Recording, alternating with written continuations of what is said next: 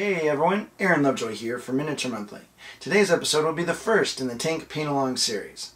We're going to do a little bit of wet blending. I'm going to show you how to smooth out your blends using some filters and glazes, and even do a little freehand at the end. So let's get started. Alright, so we're going to start painting the trousers of Tank here. I already started on this side, and we are going to do this side. This is a straight wet on wet technique, so today you'll learn how to paint wet on wet. We've already done the meet in the middle technique, and for like clothing, cloaks, stuff like that, I like wet on wet a little bit more because it actually dulls down the paint. You can do it either way. Oftentimes I do a combination of both wet on wet and meet in the middle, so it is what it is. So first we're going to take off his shield. I just blue tacked it on so it's easier to get to parts. So obviously this back area we're going to make darker, the front area we're going to make lighter. So let's do the front. I've got here on our palette, we've got some Rucksack Tan from Privateer Press, some black, solid black from Reaper Master Series HD, Sanguine Base, and Coal Black, both from P3. Oftentimes I always have these colors on my palette at all times, whether I use them or not. I just like to have them because the blues make nice shades, so does the Sanguine Base. So what we're going to do is we're just going to make a darker version of this Rucksack Tan. We'll add a little bit of black into it. And I also want some reddish tones. We're going to have a lot of green in the skin, and this is more of a bluish red, so that will look really nicely with the green. I think I'm going to add just a touch of the coal black, not too much though, more of the Sanguine Base. So we got our color. I'm going to wash out my brush because you don't want your brush too loaded with paint, and my brush is pretty loaded with paint, so I like to clean out my brush and my palette. That's why my palettes are always dirty around the edges. Alright, so let's get started on this. Yeah, you could do this one of two ways. You could do meet in the middle, putting the dark colors in where the shadows are, and then meeting it with this lighter color, but I'm just going to paint the whole thing. If you notice, whenever I grab my paints, I just kind of massage the paint a little bit, maybe roll my brush a little to get the point good, and then start applying the paint. I'm going to put one nice coat.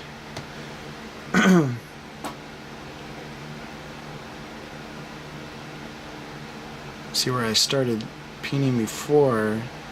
I don't know if that was a mold line, or I'm going to call it a zipper. Or not a zipper, but just, you know, that front little pocket so you can go pee.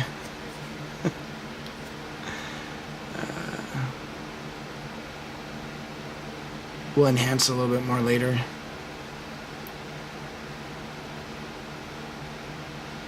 And we just get the paint on pretty much nice even coat if we can.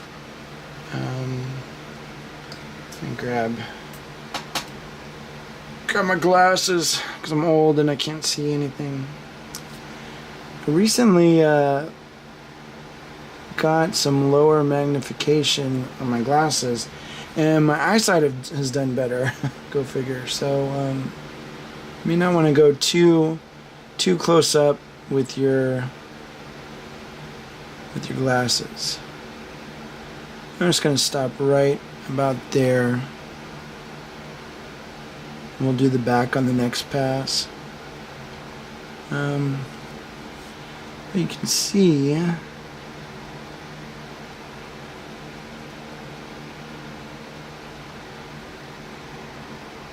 all that paint in.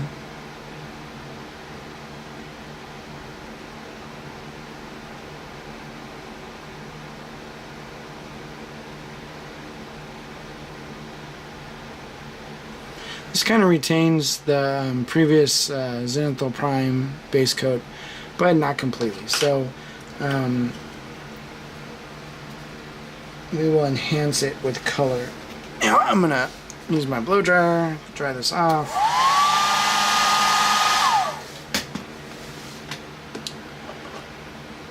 Alright, with that dry, we are going to then make a little bit darker shade with this. I'm gonna make a completely new puddle here. I'm gonna put more of this blue, the coal black, and black into it. Oops, that was exciting. I like throwing my paint brush around. So that's a little bit darker, maybe a little bit more black. And we are gonna paint the back side of his trousers with that. These almost completely get covered with, what's it called? With the shield. So, I want it to be fairly dark.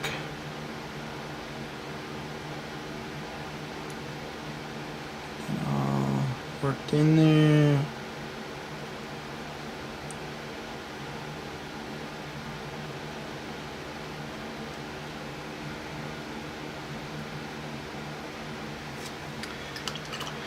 Goes on quick,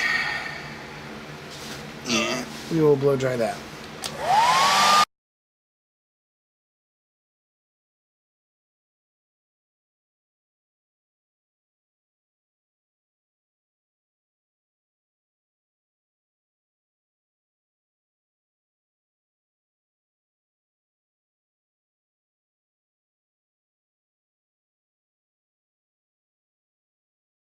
Alright, once we got our base coats on, I add to the palette some Minoth White base. It's a real cream colored color.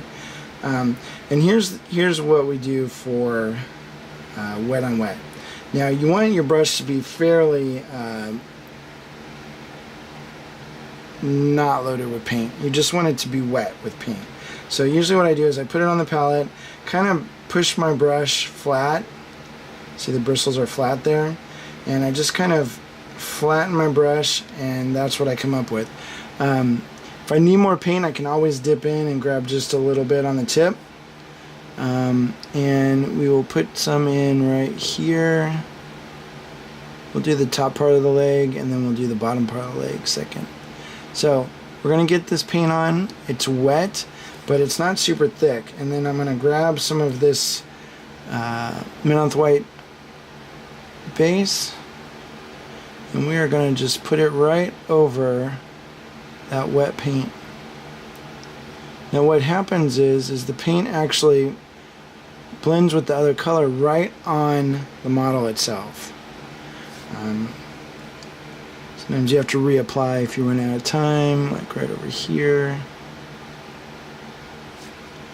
And then we'll just grab a little bit of the Minoth White base. Put it on. Right there, right there.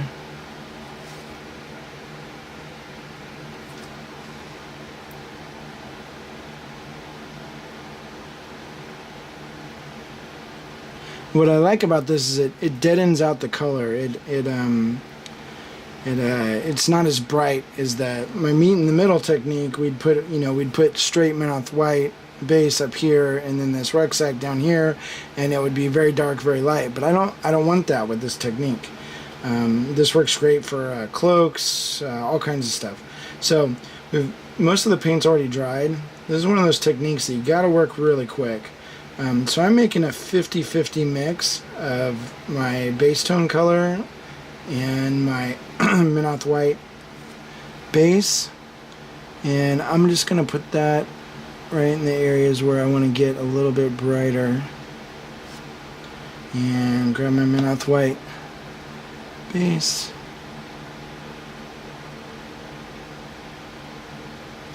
And my brush stroke is very light. And with some of the little excess that I have on my paintbrush, I can actually start moving it all around here.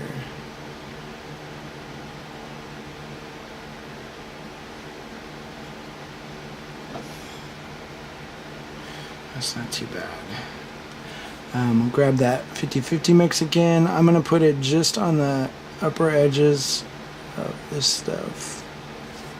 since this is very small, we got to do one at a time. Work it in. I just kind of licked my brush off. You could take a clean brush of this, just kind of dab it down. This bottom one, and I'm not cleaning my brush or anything. I'm just going and grabbing some of that Minoth white base and clean my brush off real quick. Just kind of touch it. The fact that there's wet color under the color that we're putting on top means that if you put it on real lightly, it will actually float the color on top of the first color, and then when you come back and push in, it facilitates the blending.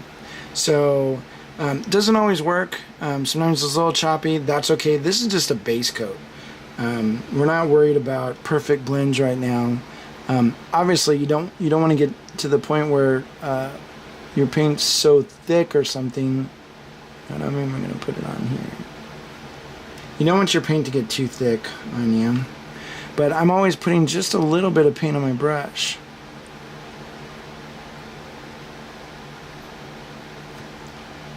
And clean off the tip and just kind of touch it at the bottom of that line, and it just literally disappears. Very cool, very cool.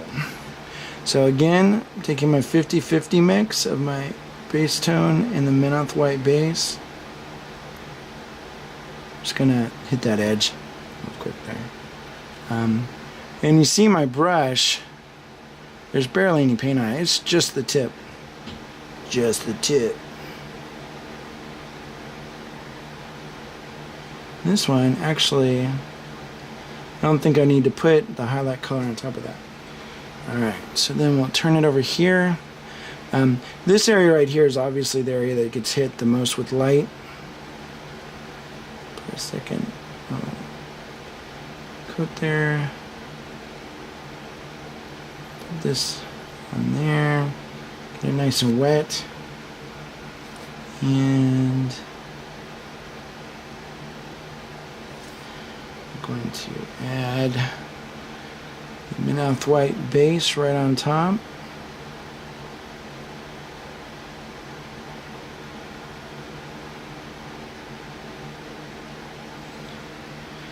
There you go. That's the base coat of that. For the bottom parts of the pants, I don't want them as bright. I'm going to leave the shadow color, but I will hit some of these lines right here. And we're going to grab that 50-50 mix and put it right over.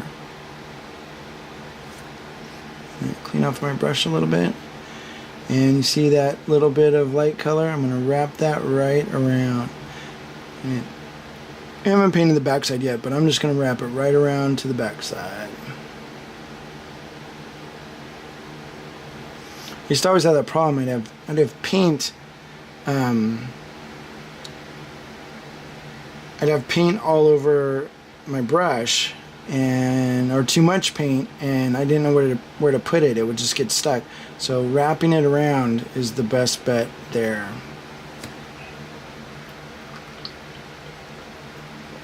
Alright, so for the bottom of the pants, we are going to mix a little bit more of our kind of 50-50 mix and put on a little of our base color. We're just going to hit these upward things.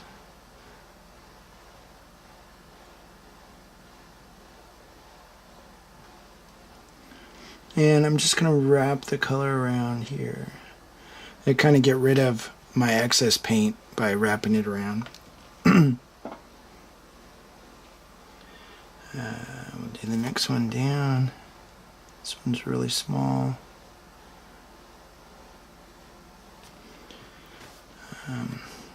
There's too much. You can see there's too much paint on there. This is really exciting too because it is blazing hot out here in California right now. Alright, so too much paint, too wet actually. So remember, if when you wash out your brush, it's always pays to kind of dab it off, get all that water out. So, because it'll cause you problems. Remember, we always want to control how much water we have when possible.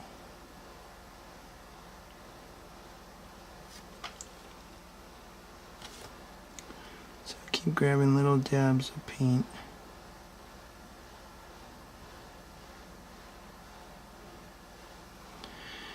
Just put it on several brush strokes, same color, same spot.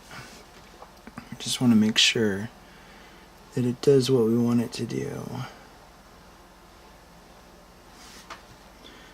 And then we will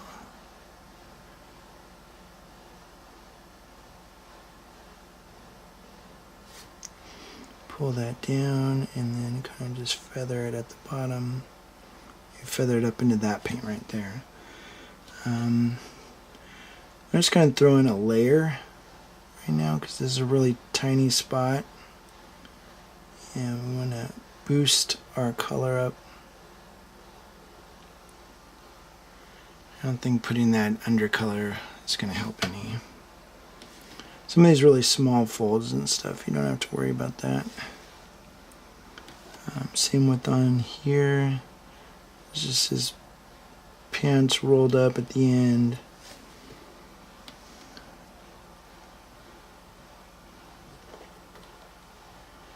Let's get this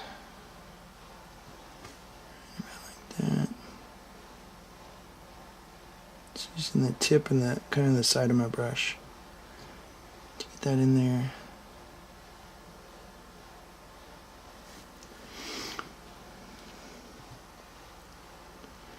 That's the bottom of the leg. You can see there's still little mistakes. There's the paint's a little bit choppy right in there. On the edge of that. It's not perfect, but we're not going for perfect at this moment. We'll do the back side, our dark side. So in this one, it's going to be kind of wild. We're going to use our shadow color, our base coat color, which was darker. Across the whole upper back part of the leg, and then we're just going to grab our shadow color or our base tone from the front, which was lighter, and we're going to work that in to that shadow color. Again, kind of light strokes. The harder you push, the more it will displace the paint, and it won't. You kind of lose the effect.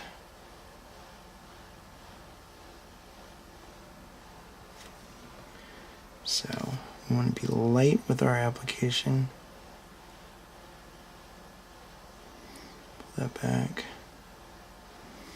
Sometimes we just want a very slight change in color.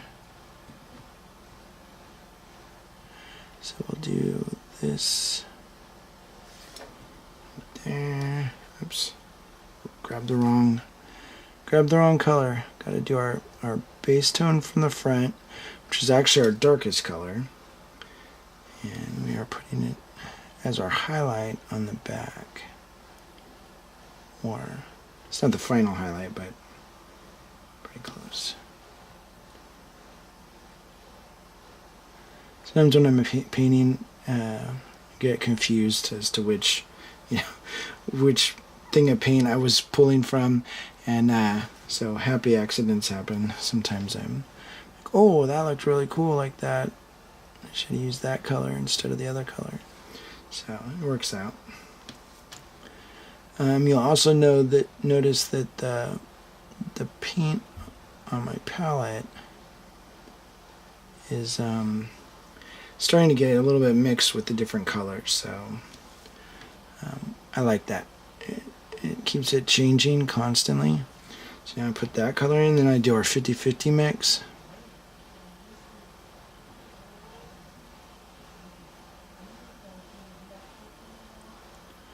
Put that in there.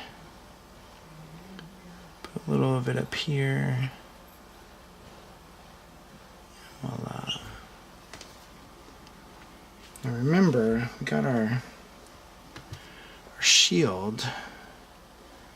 It's going to go on, right? Like that. So, you're not going to see too much of that back pant leg. A little bit. You can see a little bit of it. So I think where I will concentrate my highlights is actually in the back part, not so much in the front. So, pop this off. And we will... Now this is a straight layering.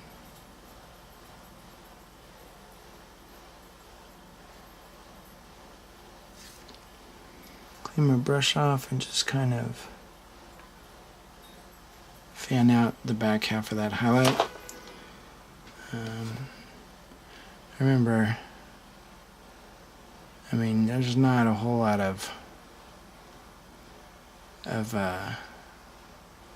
paint on that brush, so.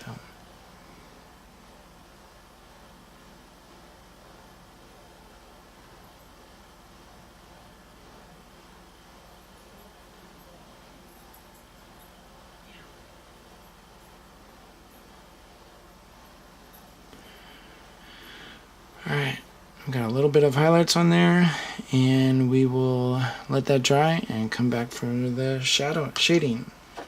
Okay, so now that we have the initial base coat down, we're going to do some shadows and some final highlights.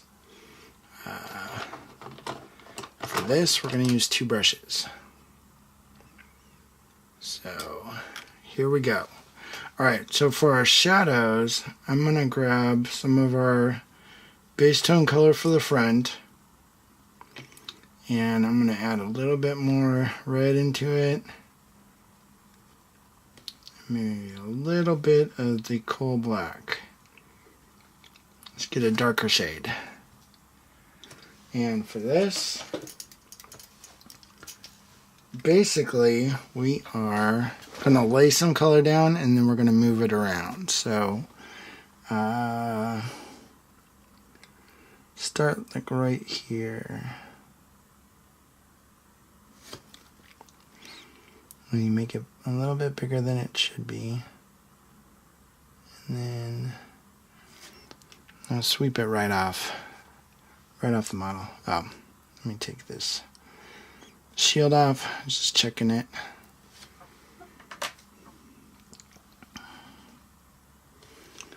I can put some right down here.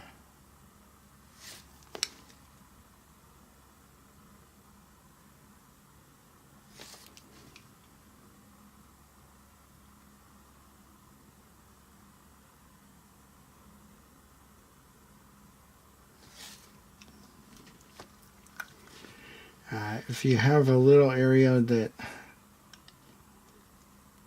kind of go overboard, we got our other colors on the palette. Just come in and touch them up.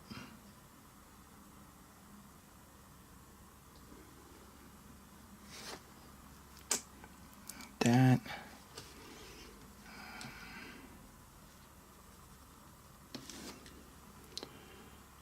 Add to the darkness here. Wrong brush.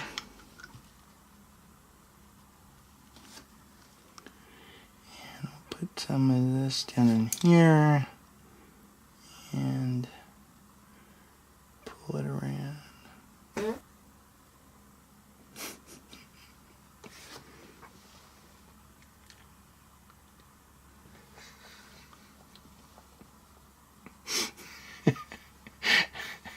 Did you totally hear that fart?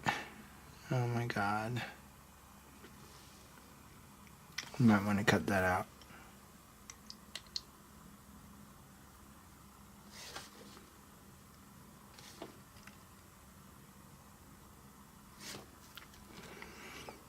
So I needed it a little bit darker down here, so Let's grab some of that coal black,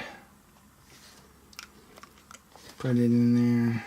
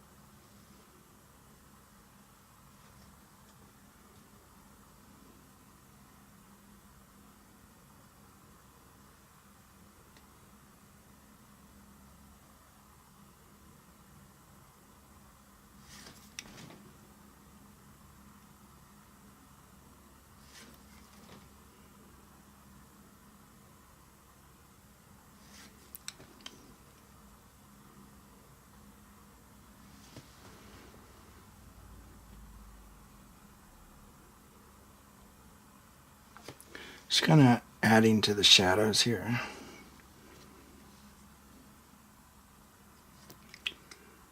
Go like upside down. I'm going to grab some of our original base tone color.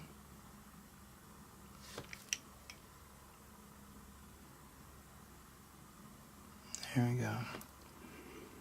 So with that, we got rid of that little hiccup of color right there. So I'm just kind of grabbing back and forth between my shades, making things lighter and darker.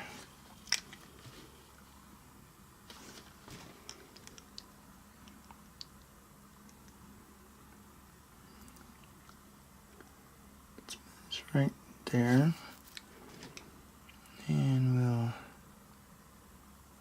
wipe it off. Wipe that up that way.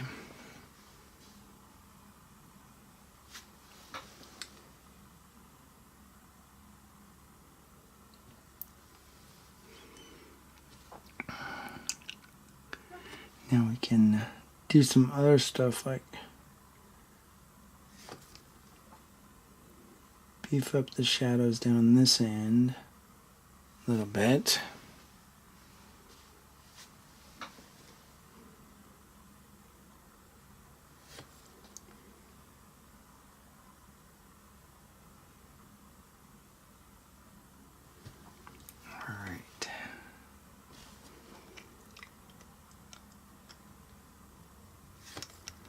Going a little bit darker.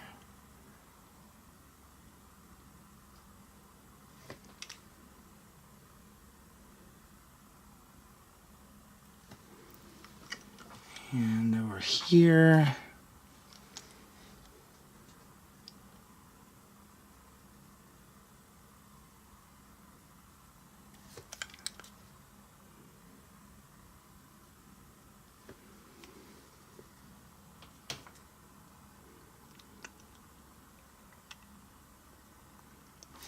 blend that in. Let's go right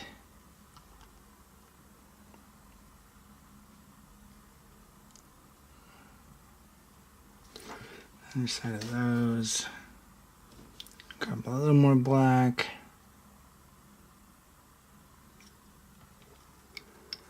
And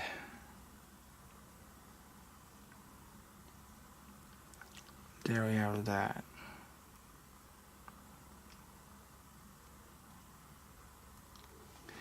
Alright, now we'll switch the other way around and do some highlights. So I'm gonna, that half and half mix, I'm mixing in a little bit more of the Milos white base, so it's lighter, and we will go right here.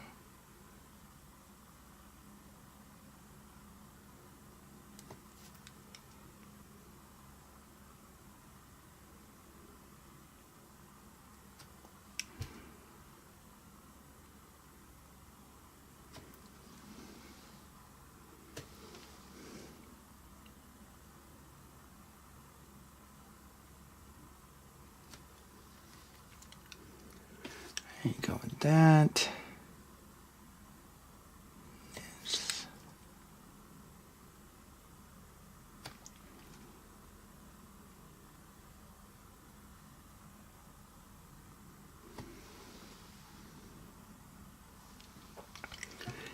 And it's still a little right.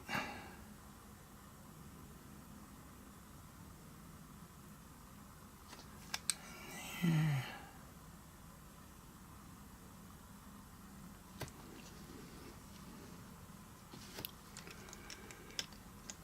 Maybe we'll even try a couple, just like little layers, layering it in.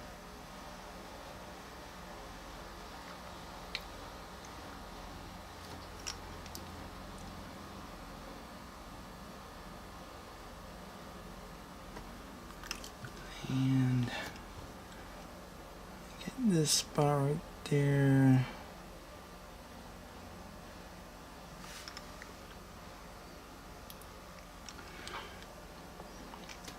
I'm trying to hit a couple spots that I know the shadow color is right there too. That'll give us some good contrast.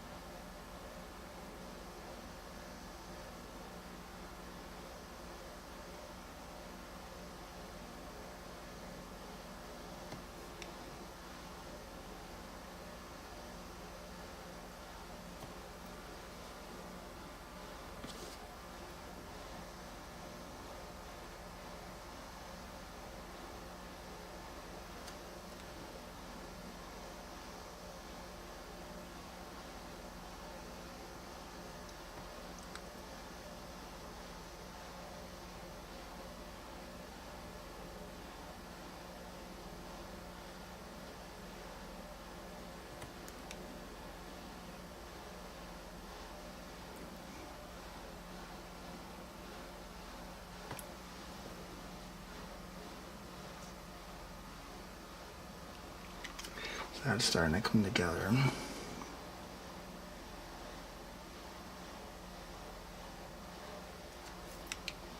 Remember that.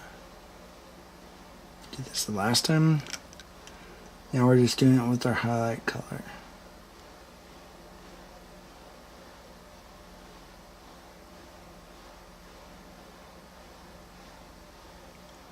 Some of this is just patience.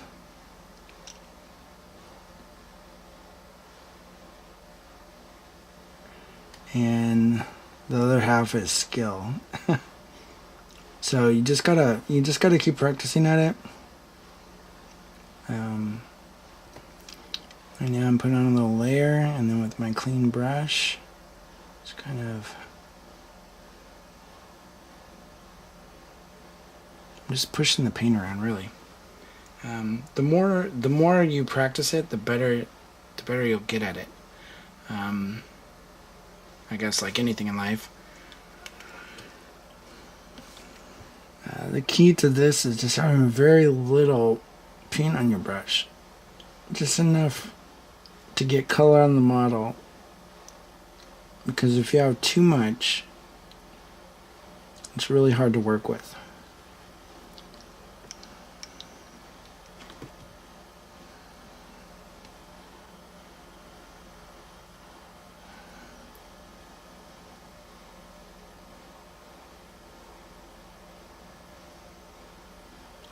I think I'm going to put a little bit back here, because you will see it in the shadows, and it will actually appear darker. So I think it'll be okay.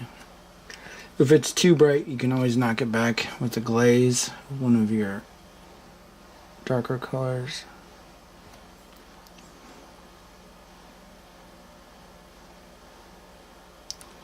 And speaking of glazes, I'm going to show you kind of one of the finishing techniques, especially if you're doing display stuff. You want to get those buttery smooth blends. It's a good technique.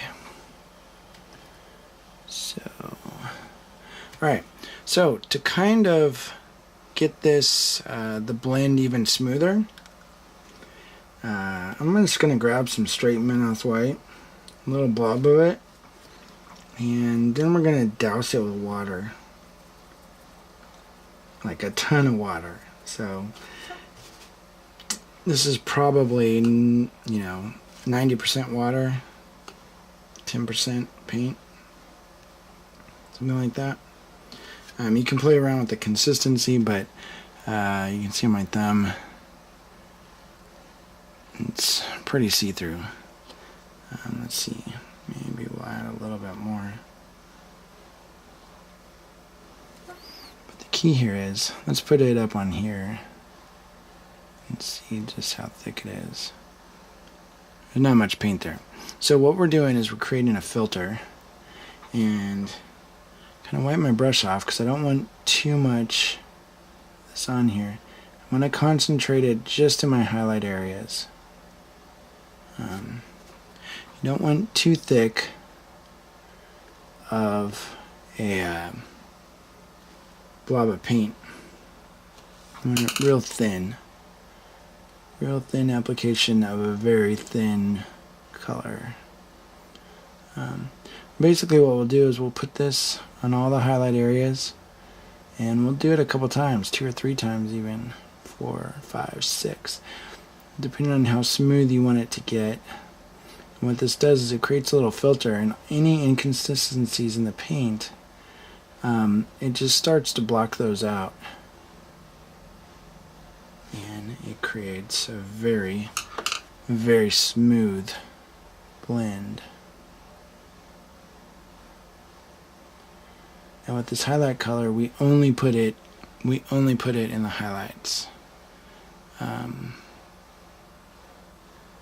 nowhere else.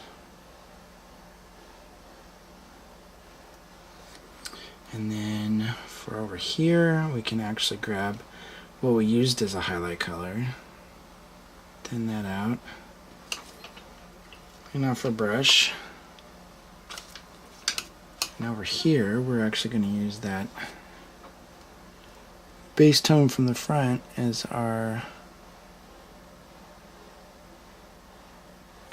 like glazing filter on the back. Maybe we're going to put it up here on the leg.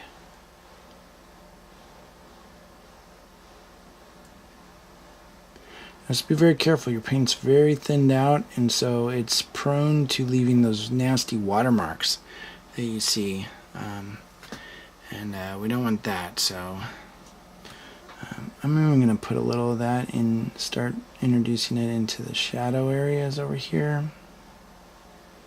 Try to keep it off of the upper parts. But it's okay if it goes up a little bit, because this will start creating color richness.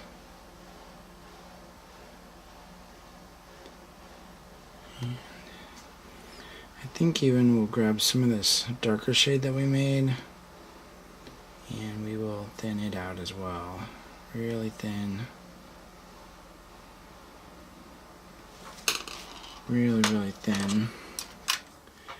And lay that into the shadows.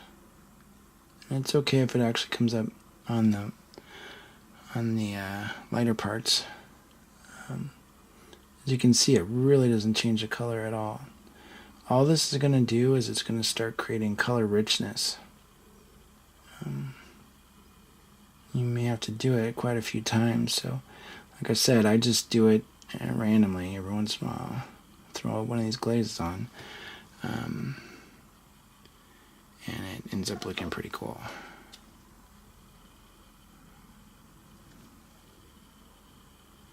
Put some back here.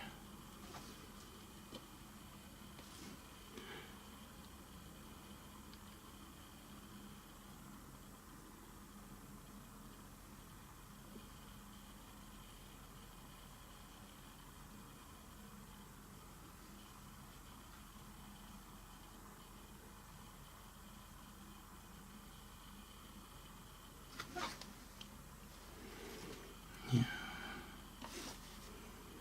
Looks like right in here, this area, I have a little hiccup. It's inconsistent color.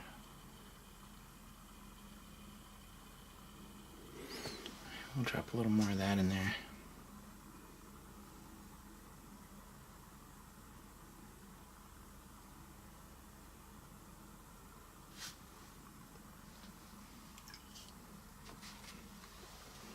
And come back with our brightest color. Start laying it in again to the highlight areas. You can play around with it too. You can try a little bit thicker filters, glazes, whatever you want to call it. I usually refer to a glaze when it's something that it's a color that I want to tint another color. This is not me wanting to tint another color. This is me wanting to put a filter. So it's wanting me to blur out another color.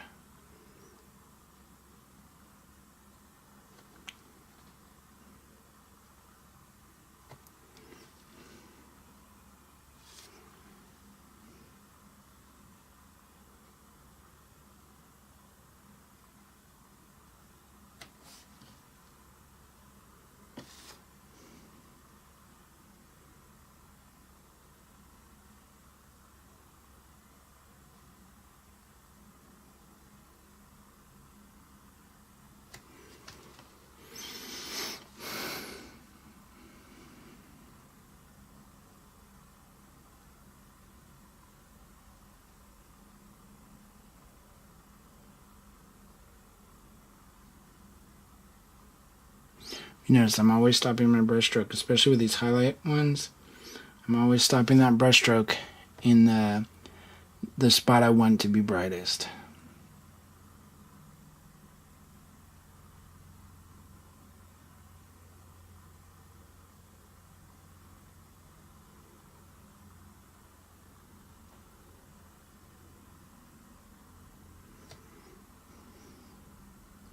If this was like non-metallic metal or something like that, where I'd want really high contrast, really bright spots, I would not thin. I would still do some of these glazes, but I would not thin my paint nearly as much, because I would want the intensity of pigment, and you can't have pigment intensity without thicker paint. Well, you could, but it would take forever. Like 10,000 glazes. So anyways, you see how this is starting to soften out. Let me see if we can't fix this little spot right here.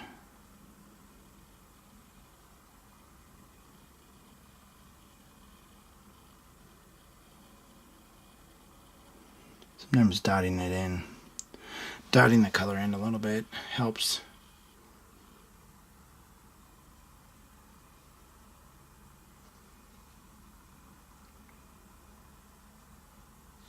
There you have it, pretty smooth.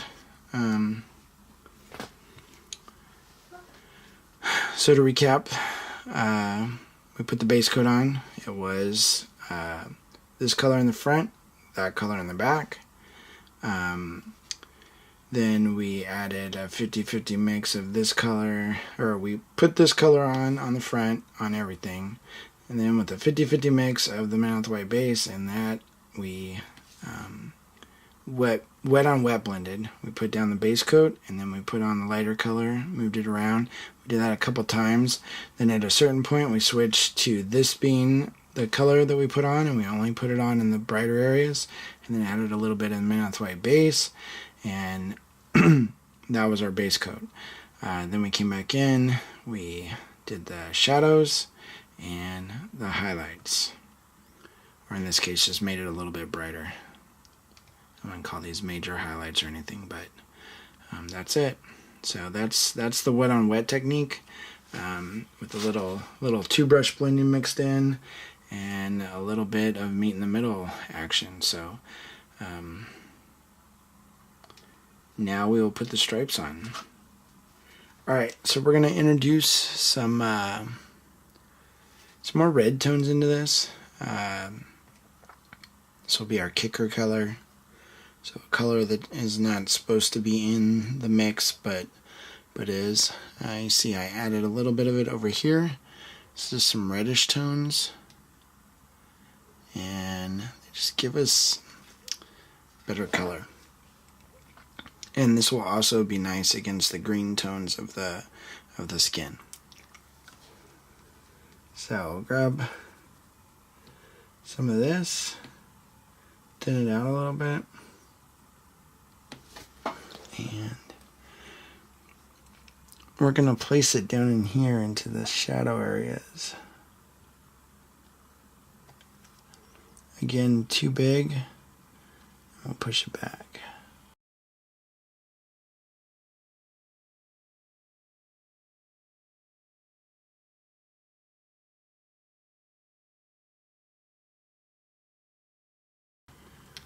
Fan it out and move it around. Now I'm going to we're going to add a little bit more water, a lot more water.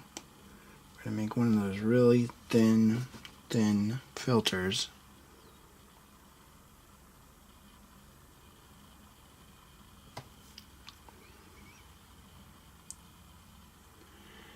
You can actually kind of see that one. We're going to thin out the edges. Again, we're just creating some color interest.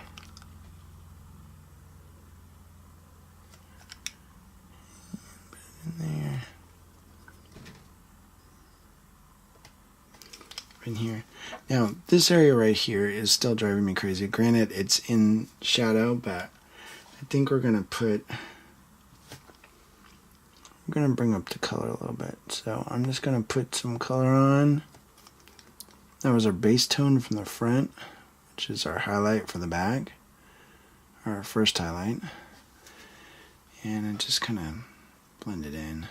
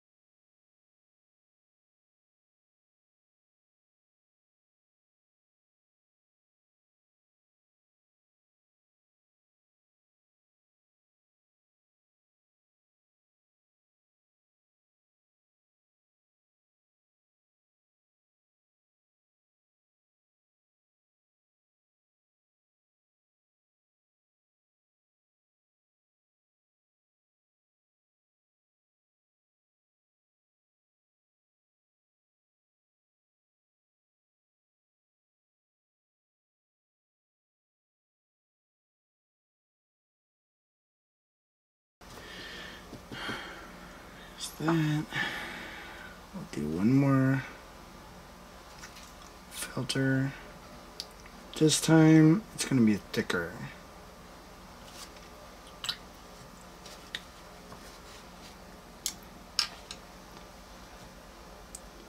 A little bit thicker because we want to build up color a little bit quicker, a little bit better. But we're only going to put it these top sections, maybe.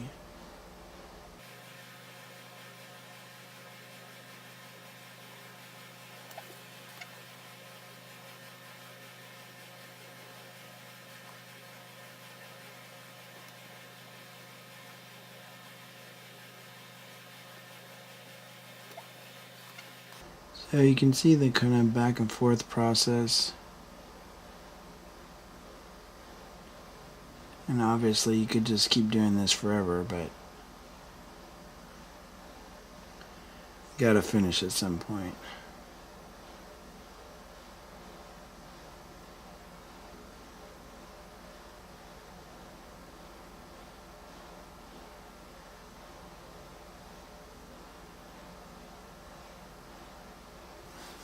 Alright.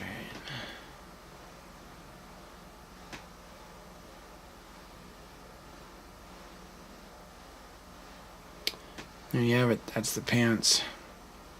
So we did our wet on wet technique, starting with a solid base coat, and then putting that base coat on again, putting on our first highlight color, soft strokes, wins every time. Move the paint around. We added a couple extra little highlights as needed. Then we came in with some shadow colors and some highlight colors. This thing starts making things pop a little bit better. And then our really thin glazes start smoothing things out. And then we've got some color nuances over here, some reddish tones up in here, reddish tones in the back under the shell, and so forth. So again, this part isn't too interesting, but with the shield on, you're only going to see this back edge. So I think it will be okay. Maybe we'll put some thin glazes back here, just to kind of reinforce this shadow right there, the shadow that's right there. Maybe this one too. You can see where this can turn into just going back and forth, back and forth, back and forth, back and forth. But the more you do it, actually, the better you get at judging when to stop, when to keep going.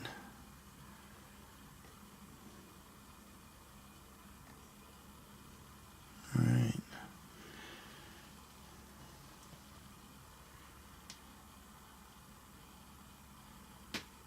There we have it. Those are the pants.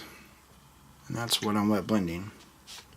Okay, so we're going to put a little freehand on these pants. I want them to be kind of like pirate pants, so maybe some stripes. So I don't know how to draw a leg, but I do know how to draw an elbow macaroni. So let's just pretend that this elbow macaroni is a leg. So basically, when you're drawing lines, I used to always have the problem, especially around curves and stuff, of the lines getting all wonky, so they wouldn't be straight. So like, say these are the lines, and you might get the first couple kind of straight, and then one of them starts going off, and then suddenly they're not a bunch of straight lines. So the trick to that is I start with lines apart from each other, and like, say we'll do one here, and it will curve around and go to the center of that one, and then we'll do a line over here, and it will follow kind of the same way, but it will also follow its curve so that it's the right way. And then we'll do another one over here, and then we can just fill in between them. It's much easier to fill in lines in between other lines because you can kind of follow the same pattern. So just like that. And sometimes they're not exactly perfect, but that's okay. It's pretty close. What you don't want to have is make another one of these elbow macaroni, because I'm making myself hungry. So what you don't want to have is a couple lines really close to each other, and one line way over here, and maybe this line is like that. Those aren't nearly as good of lines as these lines are a little bit closer together. The more you draw straight lines, and this could be a little exercise you could do on the side, get yourself a little piece of paper and take some paint, and just start making lines. Try to get them as evenly spaced as possible. Just boom, boom, boom, boom, boom. When you start, you will probably be more like this. And one will be a little bit too far, and then too close. Another one too close, another one far away. Maybe not all in alignment with each other, whereas these ones are much closer. The more you draw those lines, the closer you'll get together. So try that out a few times. Put lines on a bunch of different pairs of pants, maybe even shirts, because shirts are really interesting going down the sleeves. And maybe grab some photos online of shirt sleeves or pants with stripes and see how that works, and see how those stripes work going around corners and around elbows and stuff like that. It'll make life a lot easier. So let's do this on Tank. Alright, so we're going to be putting these pirate stripes on the legs, and what I've done is I've mixed up a little bit of my coal black in with a little bit of black, and just like we did on the paper, we're going to put stripes on either end, and we've already done these stripes, obviously. I want there to be some cream color up on the top of his leg, so maybe we will put that first stripe in a little bit lower. And I think there's a fold here in the pants, so if we just kind of, our initial line is going to be thin, and we can make it thicker. That gives us some leeway in case our lines aren't drawn out quite as nicely as we want it. So that will come down like that. We want it also to go under the knee here.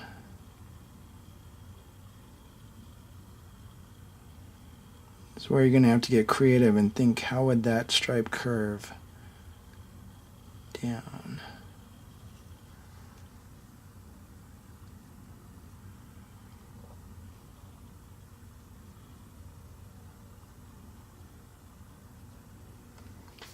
So that is our first stripe.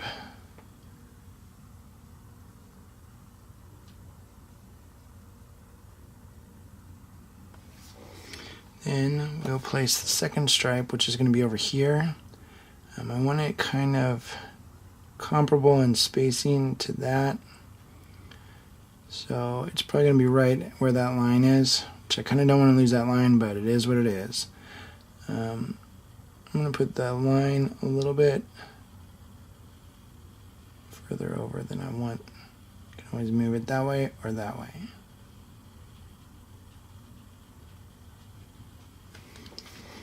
And don't try to get it too perfect on the initial one, because we're going to adjust these lines, so you don't want to make the line too thick by fiddling with it. Then we're going to go one right in the middle, right here. I'm looking at the angle of that line and the angle of this line, and I want to do something right in the middle of that. So maybe like this. Then that way we can have all the lines can kind of rotate, because these pants are curved. So it's a curved surface, and they would fold differently, all that good stuff.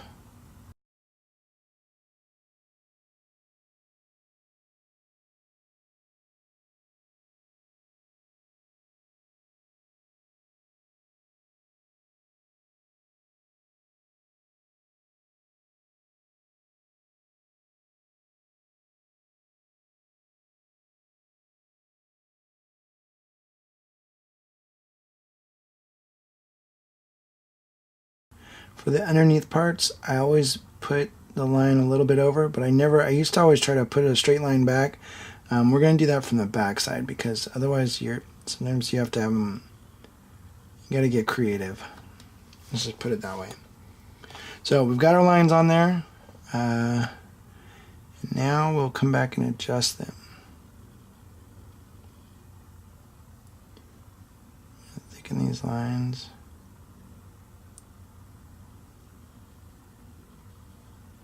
To kind of match the other lines. And depending on what it looks like, I will thicken one side or the other, or both sides, so that it seems like there's kind of even spacing there. So on this one, there's more room in between these two, so I'm going to put more paint on this side.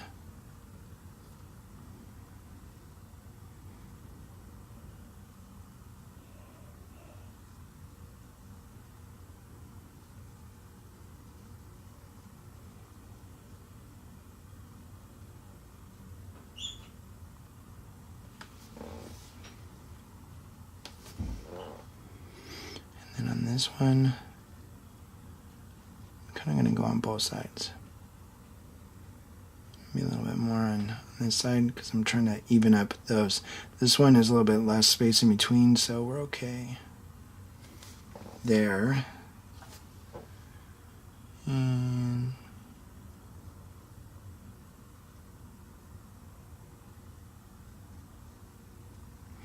notice, once I get the paint on, and then I do multiple strokes, I'm just kind of taking that paint that got on there and moving it around. This is a lot easier than trying to get too much paint on your brush and then bad things happen. This one is going to have to be a little bit on both sides.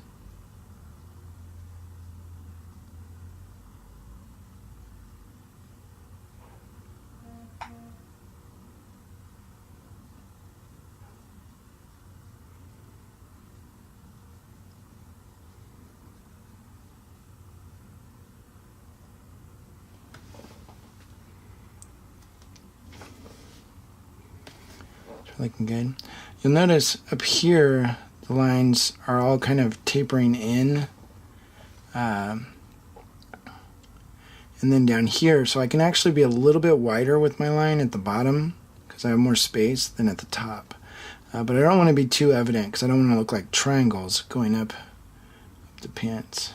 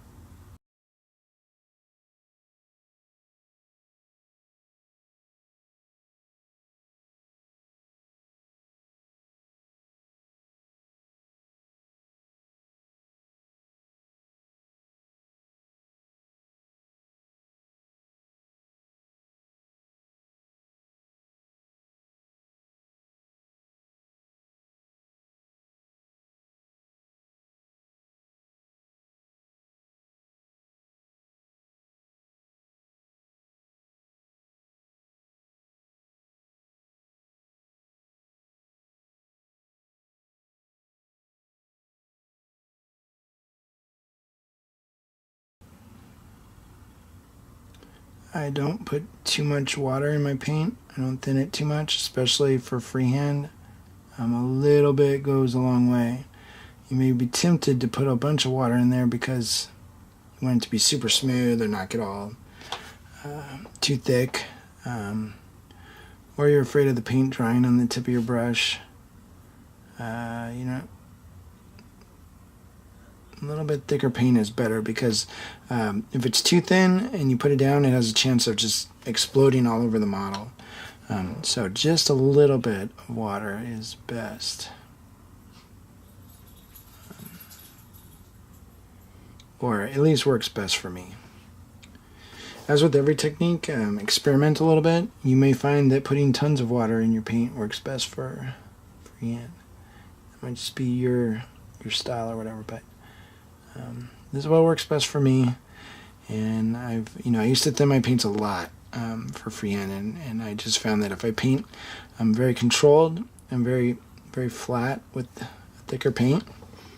I get better coverage color-wise, and I have way more control with the paintbrush. So, I'm just going to show you real quick do the back. So we've got, I'll just do one line on the back.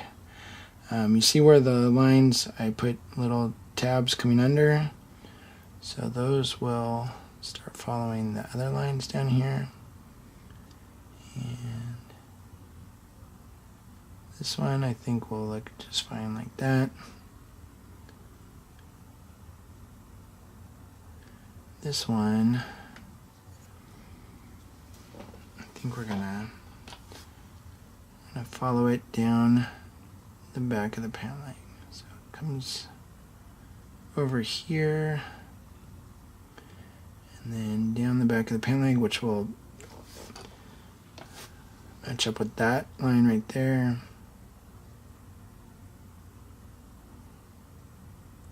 Should be okay. Should be okay.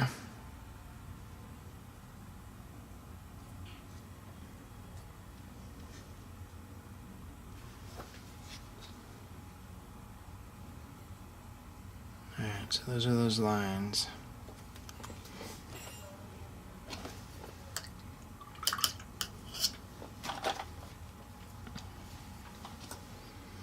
Now we'll get a kind of a mixture of the coal black and this Caldor Sky from Games Workshop. And what we want to do is just touch the areas. We want these to be kind of blue stripes, like maybe a darkish blue stripe. I'm going to leave all that dark blue under the creases and stuff, so it gives me a little contrast. Just kind of put it on the top areas where the pants kind of flare out and would catch a highlight on it.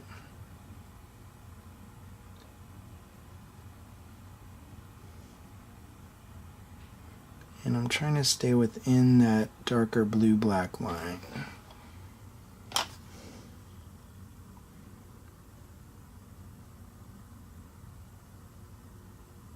The other thing you don't want to do is don't do like razor thin lines to start learning this process, because it's just going to be a nightmare. Trying to highlight an already paper thin line is very difficult.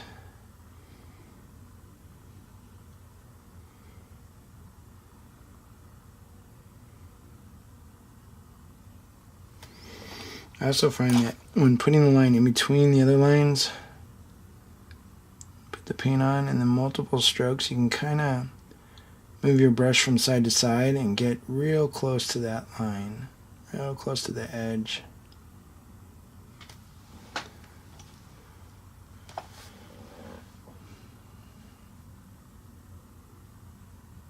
I'm not even going to worry about underneath here. Maybe a little bit on the bottom edge of this. But just on the spots where the light's catching.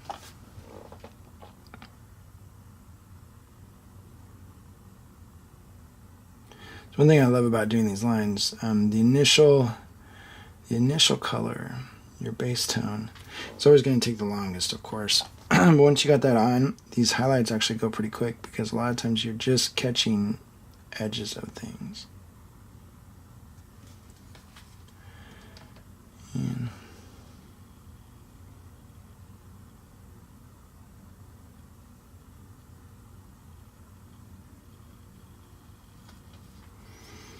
there we go.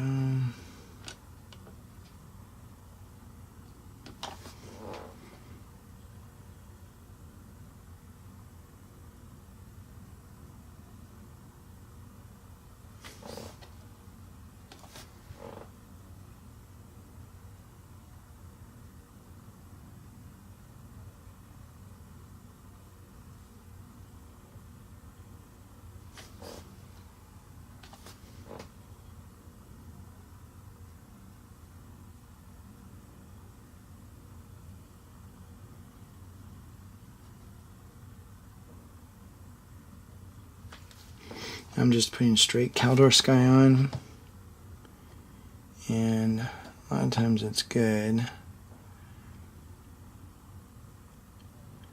to do several layers of this.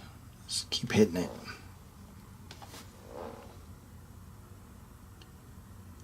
So we'll build up a good, strong, bright blue color.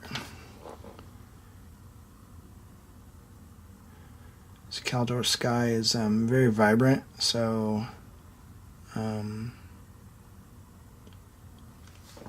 you put enough coats on, it's actually pretty bright, and that's what we want. You can create brightness or a highlight with a bright color. So recognizing what colors you're using that are very bright, that aren't too they're very saturated with color, like a really bright red or a really bright yellow or whatever.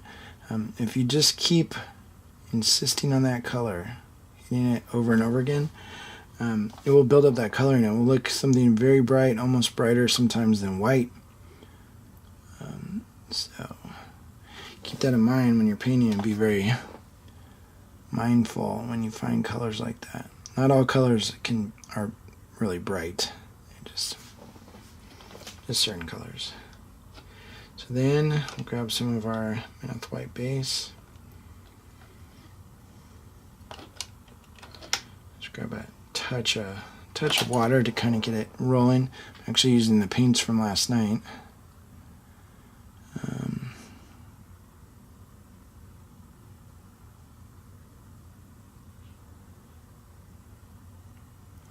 I'll dry a little bit darker than it is right there. We'll knock it down a little bit, but you see it starting. Maybe we'll make two shades of that. One a little bit darker, a little bit closer to that blue. Yeah, I think I like that better. That color with the more of the Minoth white base is actually okay for the highest highlights. And just kind of be mindful of the sculpt and little bumps and things in the sculpt that you can highlight and accentuate. That's what all the great painters do. They accentuate every little thing, and then sometimes they even make stuff up. Detail that's not even there. So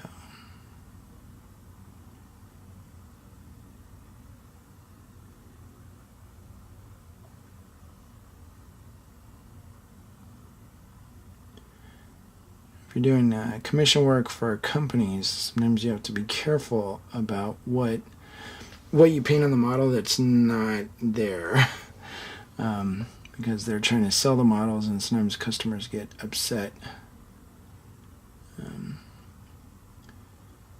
when that lizard skin texture isn't actually on the model, you just painted it on. But still really cool. I love putting extra details in. So the stripes on those legs. Put a little bit more Minoth white highlight, or Minoth white base in there, and we're just gonna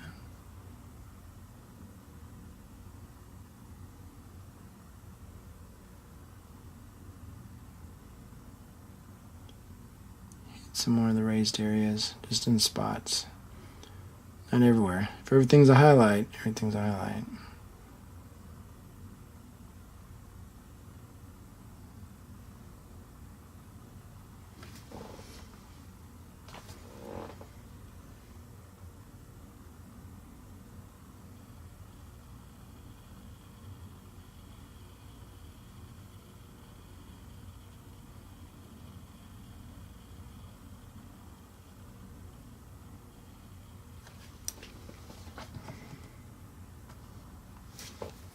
Alright, now we'll take our Minoth white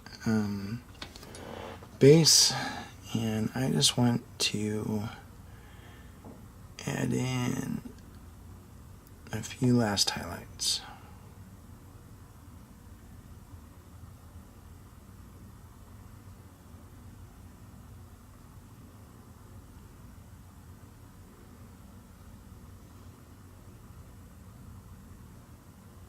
It's just straight Minoth white base.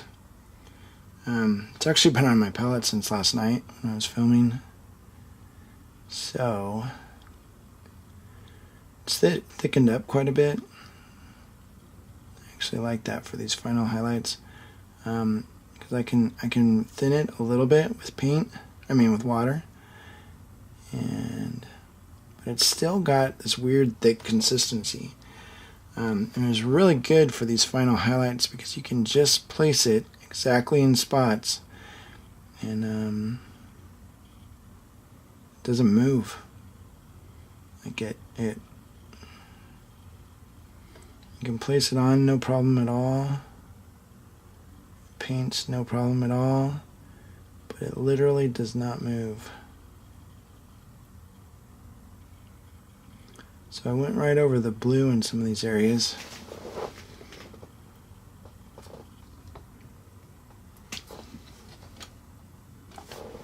And if that doesn't look good in the end, I can always change it. Usually looks good in small spots.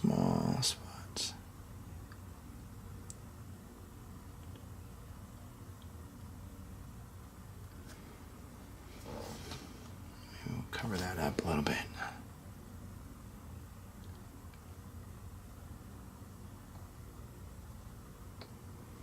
It's okay to try stuff. If it doesn't work, just fix it.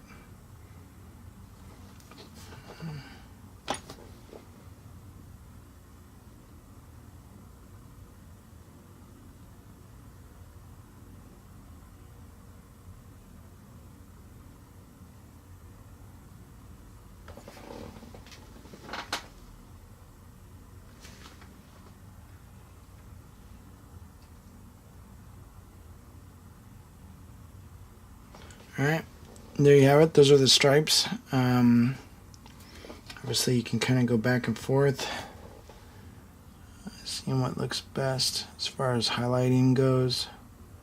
And we can do the old super thinned out glazing filter trick. And you just gotta be careful and only put it on the stripe. But you can actually thin out these stripes, or smooth out these stripes really well. The other thing you can do is, if you want, grab a little bit of our sanguine base. Sometimes you need a little bit of water there.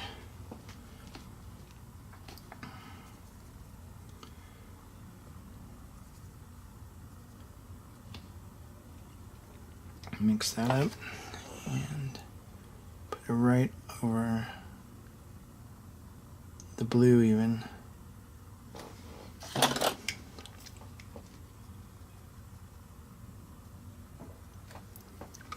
So that kind of ties in the shadows and the stripes and everything. Everything has consistent shadowing.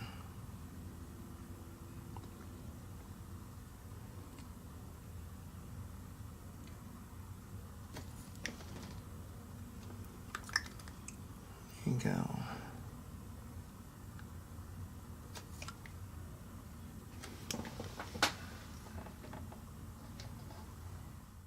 Alright, I hope you enjoyed the first episode of the Tank Paint Along. I'd love to see you guys and girls trying out your new wet blending, wet on wet techniques, as well as some of these simple freehand stripes. And stay tuned for next time when we do his shirt and some of the leather straps and stuff. We're going to do some cool textured effects. So stay tuned for that. Again, thank you all for supporting us here on Miniature Monthly, and talk to you soon.